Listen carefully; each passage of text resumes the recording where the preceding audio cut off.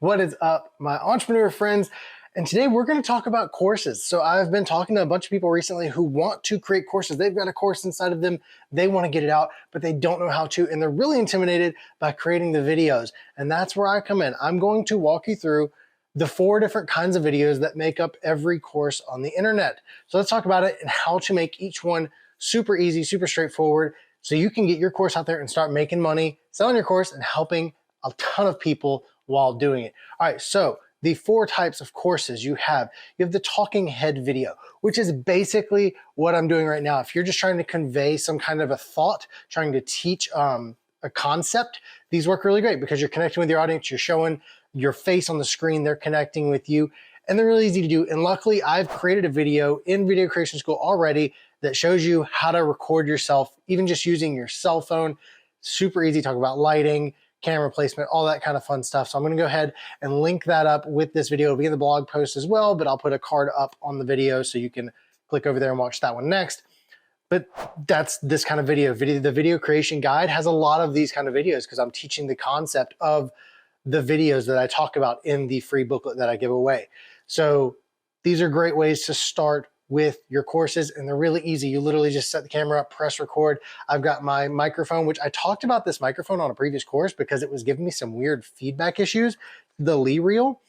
I've been using it for a couple weeks now, and that was the only time that I had that weird buzzing sound. So far it's been really good. And even right now I'm still testing it. I still have my Tascam, but a way to record your audio better, something like this. This was, I think, $27, $29, something like that. And it just plugs straight into your cell phone so you can record. And that's what I'm recording right now is my cell phone. So you can record courses on your cell phone, edit it in CapCut, and you're building your course that way. So that's the first one, is the talking head video. The second one you have is the presentation style video, something like Keynote, Canva presentation, that kind of stuff. That's if you're trying to deal with a lot of information, you're dealing with a lot of big words, maybe your science course or something like that. You have a lot of stuff you're trying to teach. You want to be able to have the people take notes and really lay out this information that you're teaching them. Presentation software is great for that. You can just kind of put it on there and click next, that kind of stuff. We'll talk about more in a second. The third type you're gonna need to know about is tech tutorials. So again, if you're somebody like me and you're teaching stuff that can sometimes get a little technical, being able to share your screen is really important. So being able to record your screen for your courses, for the purpose of your courses, is equally as important. So we're gonna talk about the screen recordings for things like tech tutorials, anything that you need to show that's happening on your computer. Maybe you're showing somebody how to use Microsoft Word. You need to be able to record your screen to be able to do that. And the fourth one we're going to talk about is live recordings, which they're growing in popularity, and I'm really excited about live recordings, but we're going to talk about all those really quick. So when I was getting started with video, I'm talking, this was like back when I was charging $1,500 for a wedding. Now, when I ended, I was charging about $9 grand for a wedding. So very beginning of my wedding video career, I had somebody come to me, a local person who was creating a course, and they're like, hey, I like your work. How much would you charge me to record this course? I want to have 22 videos inside of the course. I just want you to come record them, edit them. It should be pretty straightforward. It's just talking head style stuff. So I went back and, like, again, $1,500 to me. This was like maybe into my college career, fresh out of college. $1,500 was a lot of money to me. So I was happy making that with weddings. But I was like, that's a lot of recording. I'm going to tell them $2,000. So I went back and I told the person $2,000, and they were like, $2 grand? That's so expensive. They're like, I was like thinking like $500. I was like, yeah, I was just thinking about the amount of work. I was like, 22 videos is kind of a lot. I'm not going to do it for that. And then I went back to my mentor at the time. I hadn't told him about any of this because I was trying to be the grown-up business owner at 20 years old, 21 years old. I went back and told him, I was like, yeah, I lost a bid the other day. He's like, oh, what was it? I was like, somebody wanted me to create a course for him. I quoted him $2,000 for 22 videos, and they wanted to pay me $500. He's like, you didn't take it, did you? I was like, no.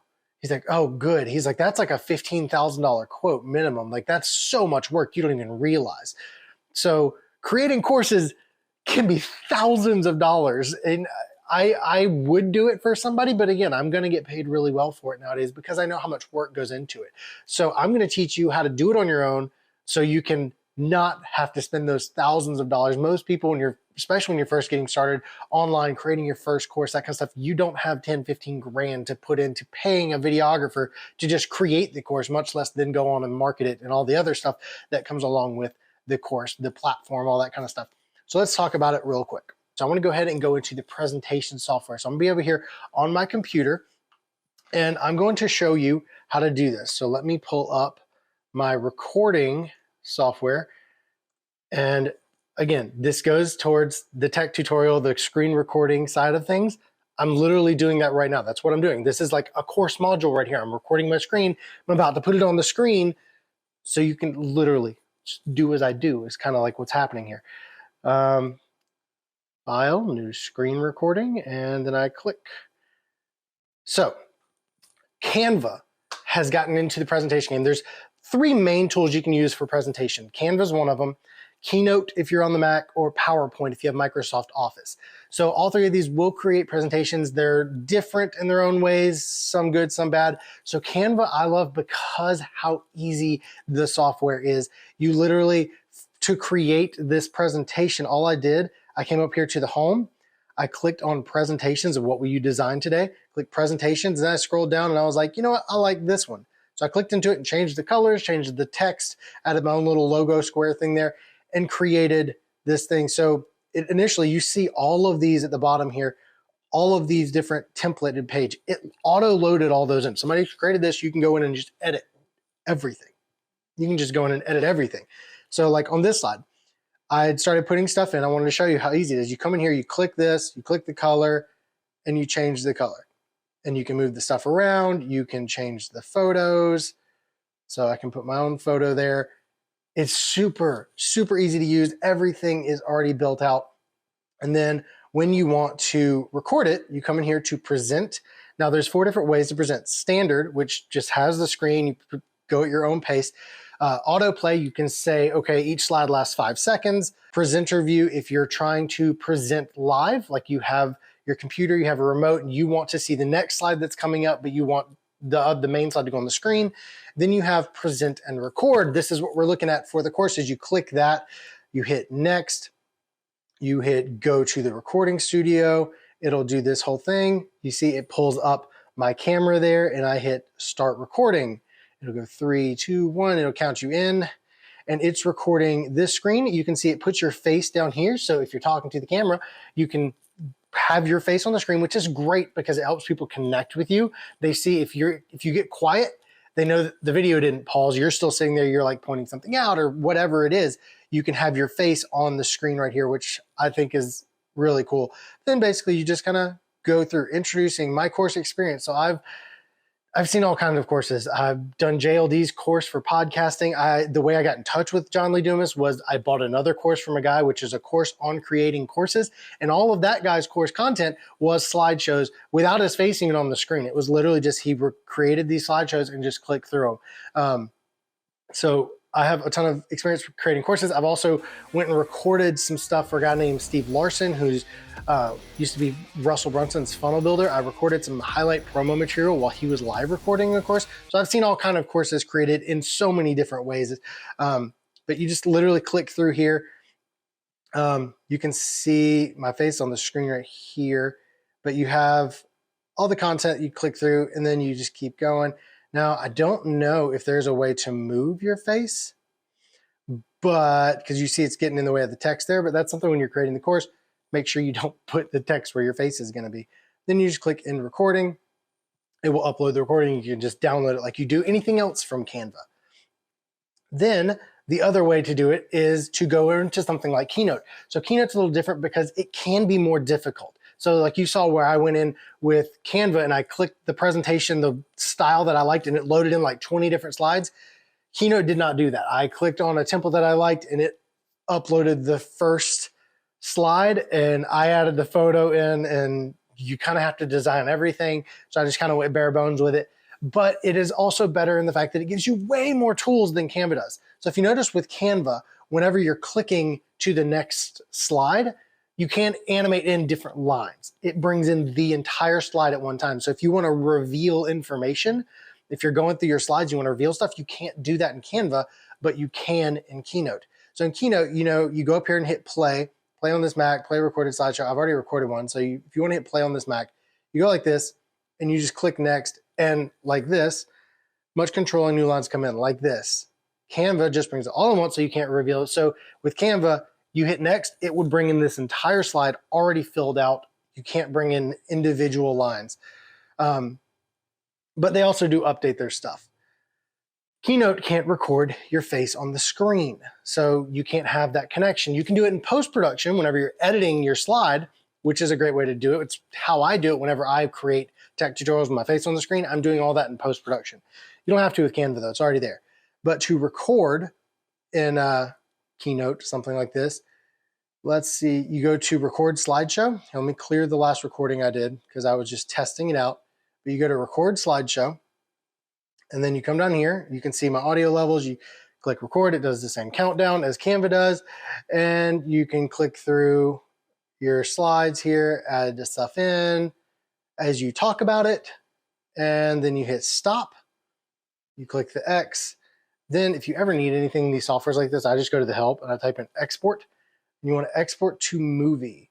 And then you see it says playback slideshow recording, hit 1080. And then it's going to let you pick where you want to export it to. And that's how you export the recording of the Keynote presentation that you just did for your course. So you have that as a video that you can upload to your course platform, or YouTube, Vimeo, wherever you're uploading your course videos to. I use ClickFunnels for all my course stuff, but you don't have to. Thinkific is another great place, and it has a free level you can start out on to see if you want to use it. That's what I was on before. Definitely something cool to check out. All right, and for tech tutorials, let's talk about screen recording stuff for a second. So I'm gonna go ahead and stop that screen recording actually. So tech tutorials, teaching stuff like I just did, showing you how I did it in Canva, how to change the colors, how to go over to Keynote, all that kind of stuff. It's really easy to record your screen. Everybody uses things like Camtasia or OBS. Camtasia is like a pro software. That's pro software. It's made to record screens. It's like its own company to record screens. I've heard of one called Filmora. I've never used. Like I said, OBS is a free platform. It takes a little bit more like setting up, but you can do a ton with it. There are people who do full live streaming with OBS, is Open Broadcast System. It's a free software you can download. Check it out. It's pretty cool. I like to keep things as simple as possible when it comes to screen recording stuff. I literally use QuickTime Player 7, I believe is mine, or just QuickTime Player. I go to my Finder, hit QuickTime Player, and then at the top, it'll say File, and I literally hit File, New Screen Recording, and then it gives you options like, do you want to record a certain window? Do you want to only record this screen? Do you want to record a portion of the window? I literally just record the entire screen, so I don't have to worry about it missing anything. Here, let me take a screenshot of that, and I'll upload that screenshot so you can see exactly what I'm talking about. New screen recording, it's the third option. You click it, it records the screen, file, export. You export that screen recording you just did, and then you can you can upload that straight to your course if you don't need to make any edits to it, or you can drop it in something like Premiere Rush, CapCut, Premiere Pro, whatever you're editing in, whatever video editing software you have, to maybe trim it, add a logo at the end if you want to, or maybe you want to add your face on the recording, kind of like we talked about earlier. You can do that all in post-production, but that is the fastest way, easiest way I've found to record the screen. Literally QuickTime Player, File, New Screen Record. It's so easy and so straightforward. I absolutely love it. All right, so last one I want to talk about really quick is live teaching. And I want to talk about why I love live teaching. I love it because you can be more imperfect. So like with this, I feel like I need to put on this face, and I need to get in here, and I need to have everything mapped out. And when I make a mistake, I'm noticing it. I'm like hyper aware. Like just now, a few seconds ago when I was talking and I was like looking at my computer, I was actually thinking while I was talking, looking at my notes, thinking I should have waited until after I was done talking to look over at my notes so I could have cut that out. But I feel like I just use it. So you can be more imperfect because people know that you're recording this course live. Even when they're watching the recorded version later, they know that you were recording it live. They can see that you're interacting with people and you're saying hey to people and you're answering questions, that kind of stuff. So if you want, I've seen a couple different ways of doing this by one person. So there's no right or wrong. I saw one guy do it two different ways. One is to have your course, like your presentation, you can do a mixture of these. So like he was on screen, but he also had like presentation stuff he kept going back to, and he'd flip through the slides and everything, all live recording it in front of his students. And the first one he didn't answer any questions until the end. He said, you can put your questions in the chat or whatever. I'll get to them at the end. So that way, if people come back later and they're watching the recording, they can sit there and they can watch you do your presentation. Then at the end, you have your Q&A. Totally fine. I've also seen people where while they're teaching, they're answering the questions as they come in. So if there's something that needs to be clarified and they didn't catch it, they can catch it in the moment. So whatever works best for you, maybe try it a couple different times with a couple different students and see which one people like the best and which recording comes out better, and just use that recording. Totally an option. But I like live recording because, one, like I said, it allows you to be more imperfect because people know that you're recording it live. They expect mistakes. They expect you to kind of stumble over your words a little bit, and it's totally acceptable because they feel like they're connected with you because it's a live situation, especially those first students that come in. So when you're first selling your course, you kind of want those first students to kind of get a better treatment. And I'm sure if you're in the course world, you're creating courses, you've heard successful course creators talk about selling your course before you build it. Don't take 6 months to build a course without having any sales because you haven't proven that people want it. If you sell the course first, say, hey, this is a course we're gonna have like one module up in the course. So when people jump in, there's like nothing there, but say, hey, we're gonna do this. I'm creating this course. I wanna make sure people are interested first. So the first few people, the first, however many people, whatever you think you can sell, are the first people that jump in the course. I'm gonna do a live recording so you get to sit down with me as I teach this information. You're gonna ask me questions directly. Everybody else who follows after me will get the recordings of what I teach you, but all of this is gonna be completely live. So it's a great selling point. You get to add that extra value for those first course people in there, and you don't have to create the course that hasn't sold yet. So you create it as you go. So instead of saying, okay, I just sold this course, it needs to be ready to go next week, I need to record 22 different modules. You say, no, we're recording it live. So every week or every Tuesday and Thursday or whatever your schedule is, you're gonna get in on Zoom with your students or on GoToMeeting or whatever presentation webinar software you're gonna use to record these with. You're gonna get in there with your students, you're gonna present the information, you're gonna record it, and then you're gonna upload it.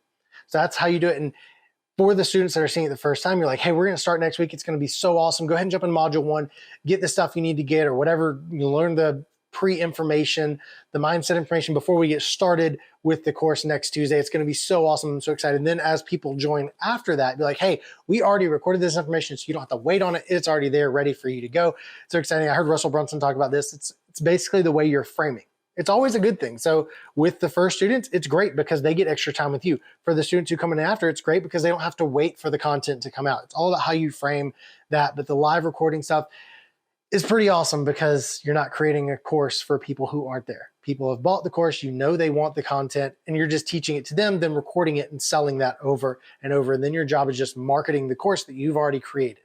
Again, courses are great because it's not like uploading a video to YouTube. When you upload a video to YouTube, it's there. You can't change the video because they don't want somebody going and uploading an awesome video of like people jumping off a cliff to get 2 million views. And then you go up and upload your course video and change it. And it still has 2 million views, but it's a video of you talking about how to grow tomatoes because it's like a bait and switch. So that's why you can't replace videos on YouTube.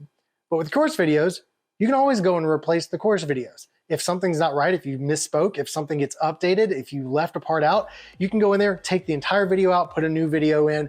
It doesn't matter. People are paying for that course content. You can also amend the stuff in the course. So if you make a course video and it's awesome, but a new software comes out and it makes it so much easier, you can put another video down below it. Hey, new software, this is gonna make things so much easier. Use this one instead of the one I mentioned in the main tutorial. And you can add that in there. You can add text, you can add audio files, all this kind of stuff. You can amend your course as you go. So courses are super awesome because of that reason. You don't have to worry about the content you put on that course being forever.